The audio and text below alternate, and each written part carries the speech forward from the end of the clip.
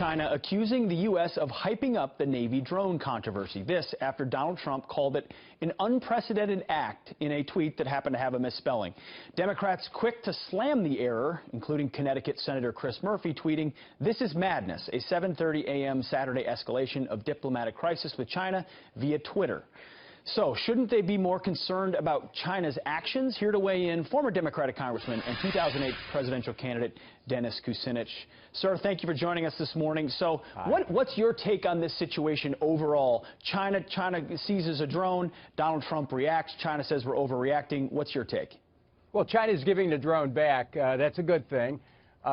Freedom of navigation in the South China Sea is an issue. It's something that's going to have to be dealt with diplomatically. I think that it's, this being a season of peace on earth and goodwill towards all, it's a perfect time to practice de-escalation. Congressman, if only this was a season of peace on earth, and we've got a lot of things going on around the world, a lot of hot spots, and even though President Obama has said the last 8 years are now more peaceful, I don't know, in the South China Sea where they built those islands, as you said, Iran, Syria, elsewhere, there's a lot of problems. Is it not time to step up and draw some lines and say, hey, you can't take our drones anymore?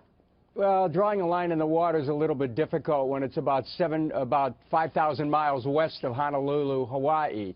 There are serious issues with China, but we need to practice de-escalation. You can't put a gun on a table every time somebody does something that you don't like. And I'm glad that China is returning the drone. That's what they should do. And I think our new president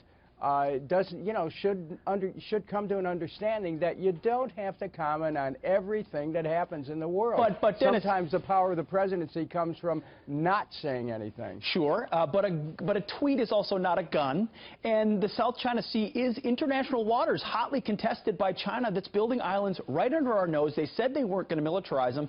Now they are. At what point do we draw a line in the water, regardless of how far it is, because trillions of dollars of trade go through those waters that we use?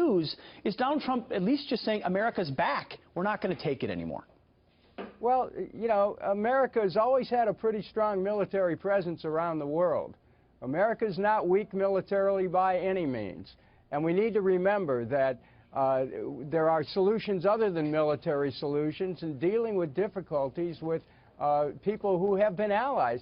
Don't forget, China trade. It was a major trade agreement that the U.S. signed. There's a lot of economic relationships between the United States and China. We have corporate America very deeply involved in China. We should be able to settle our differences without trying to escalate it and to flex our muscles. Look, who's going to challenge the United States militarily? No one.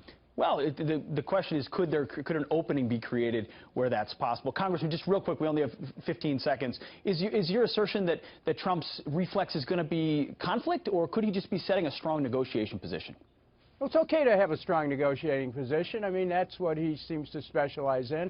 But there's a point at which you can't overstate the case, because that actually undermines your position. Well, we appreciate that. Congressman, thanks for joining us this morning, always. Thank you. All right.